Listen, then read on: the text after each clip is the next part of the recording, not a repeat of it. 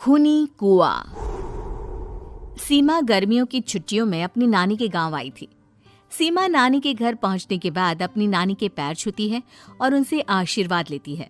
तभी उसकी नानी उससे कहती है, इतनी बड़ी हो गई मेरी सीमा, चल जल्दी से हाथ मुंह धो ले, मैं तेरे लिए खाना लगा देती हूँ। भूख लगी होगी ना? हाँ नानी, भूख तो लग रही है मुझे, आपके हाथ के बने हुए पीले दाल और चावल खाने की। कितना टाइम हो गया है मुझे आपके हाथ का बना हुआ दाल चावल खाए हुए। तू तो नौकरी में व्यस्त थी, तो तुझे कहाँ से टाइम मिलेगा अपनी नानी के लिए? और जब इतने टाइम बाद आई है तो ज्यादा टाइम के लिए रुक कर जाएगी तू। हाँ नानी, इस बार पूरे 2 महीने के लिए आई हूँ। सीमा की नानी अंदर जाकर उसके लिए खाना बनाने लगती है। सीमा कमरे में अकेली होती है, तभी उसे किसी औरत के रोने की आवाज सुनाई देती है। वो कभी खिड़की से बाहर झांकती है तो कभी दरवाजे से बाहर झांकती है। उसे समझ में नहीं आ रहा होता है कि आखिर रो कौन रहा है। तभी नानी खाना लेकर आ जाती है। वो अपनी नानी से कहती है, नानी, कोई औरत रो रही है क्या? मैं जब से यहाँ आई हूँ तब से मुझे यहाँ किसी औरत की रोने की आवाज आ रही है। हे भगवान, कहीं ये वही तो नहीं? बोलो ना नानी। अरे कोई नहीं रो रहा, ये तेरे मन का वहम है। और तू ना अब खाना खा ले, ज्यादा यहाँ वहाँ की बातों में ध्यान मत दिया कर। जल्दी से खाना खा और फिर मेरे साथ आ जा मेरे कमरे में, दोनों बैठकर खूब सारी बातें करेंगे। ऐसे ही अगले दिन सीमा अपनी नानी के साथ गांव के बाजार जा रही होती है। उसी रास्ते में फिर से किसी औरत के रोने की आवाज आती है। वो अपनी नानी से कहती है, अरे नानी, क्या सच में तुम्हें अभी भी किसी औरत की रोने की आवाज नहीं सुनाई दे रही? मुझे किसी औरत की बहुत बुरी तरीके से रोने और चीखने की आवाजें आ रही है। मैं बहुत परेशान हूँ नानी, आखिर ये कौन है? मुझे लगता है कि सीमा को शहर भेज देना चाहिए, यहाँ रहना उसके लिए ठीक नहीं। नानी बोलो ना, आप चुप क्यों हो जाते हो? सीमा, तू घर चल, मुझे तुझसे बहुत जरूरी बात करनी है। नानी सीमा को घर ले आती है और सीमा से कहती है, सीमा, कल सुबह तू शहर वापस चली जाएगी। अरे अचानक? आखिर क्या बात है नानी, आप मुझे ऐसे जाने को क्यों कह रही हो? मैं बस जो कह रही हूँ उस पर ध्यान दे। तू कल सुबह यहाँ से चली जाएगी, और ये बात मैं कोई मजाक में नहीं बोल रही। तू कल जाएगी तो मतलब जाएगी। अरे नानी, चली जाऊंगी मैं, ठीक है, पर आखिर बात क्या है ये तो बता दो। मम्मी से कोई बात हुई है या फिर मुझसे कोई गलती हुई है जो तुम मुझे अचानक से जाने के लिए बोल रही हो? देख सीमा, रात बहुत हो चुकी है और मुझे इस बारे में कोई बात नहीं करनी। चल, अब चल के मेरे साथ सो जा। सुबह की बस पकड़कर तुझे शहर भी तो जाना है। सीमा को अपनी नानी का ऐसा व्यवहार देखकर बहुत ही अजीब लगता है। उसे कुछ समझ में नहीं आ रहा होता है कि आखिर उसकी नानी उसे अचानक से गांव छोड़कर जाने के लिए क्यों कह रही है। ये सारी बातें सोचते सोचते सीमा की आंख लग जाती है और वो अपनी नानी के साथ सो जाती है। ऐसे ही आधी रात को सीमा को फिर से किसी औरत की रोने की आवाज सुनाई देती है।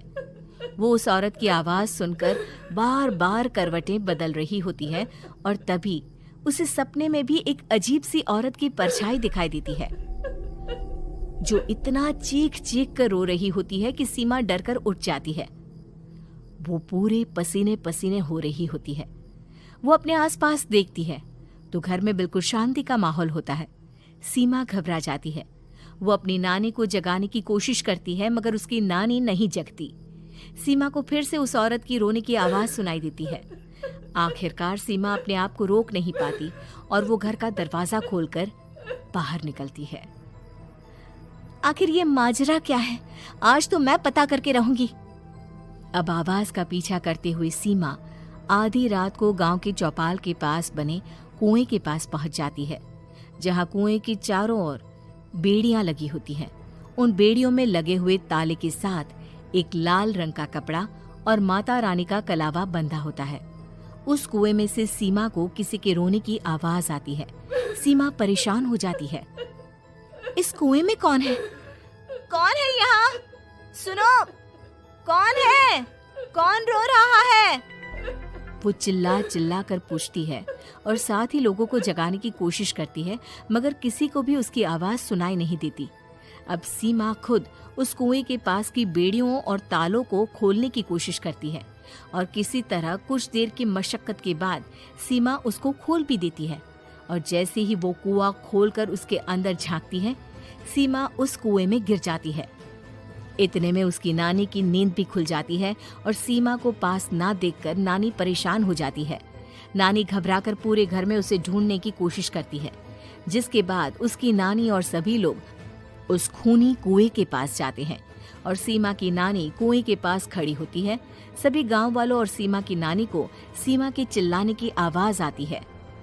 बचाओ, कोई मुझे बचाओ।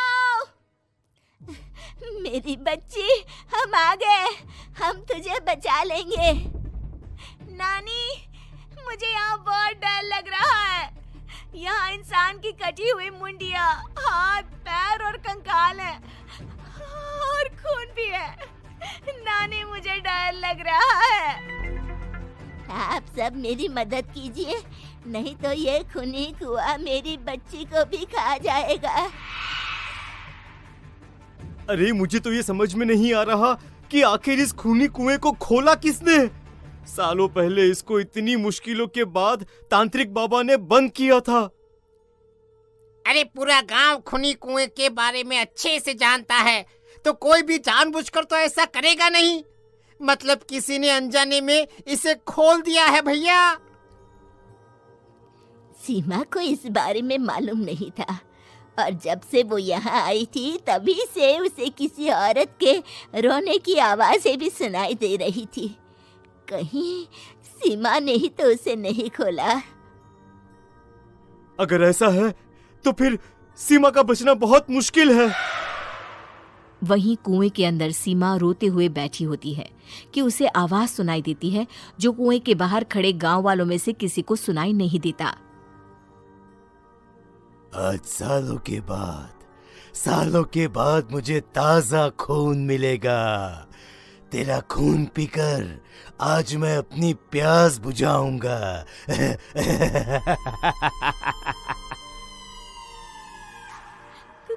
कौन है?